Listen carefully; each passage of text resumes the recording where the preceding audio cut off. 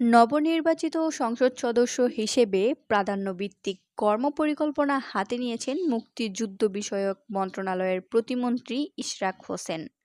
রমজান ও আসন্ন ঈদকে সামনে রেখে জনদুর্ভোগ লাঘব, আইনশৃঙ্খলা রক্ষা এবং বাজার নিয়ন্ত্রণে এই কর্মসূচি ঘোষণা করা হয়েছে।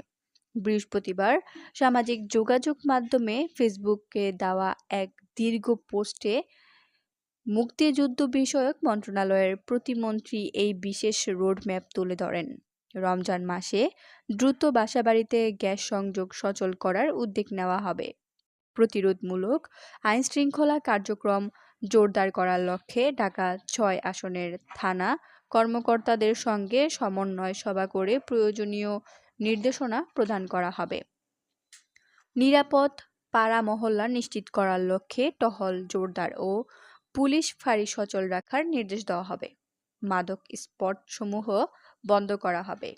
স্থানীয় বাজারে গোপন ও কঠোর নজরদারি চালু থাকবে। ডিএমপি ট্রাফিক বিভাগের সঙ্গে সমন্বয় সভা করে কার্যকর সমাধান প্রণয়ন ও বাস্তবায়ন করা হবে।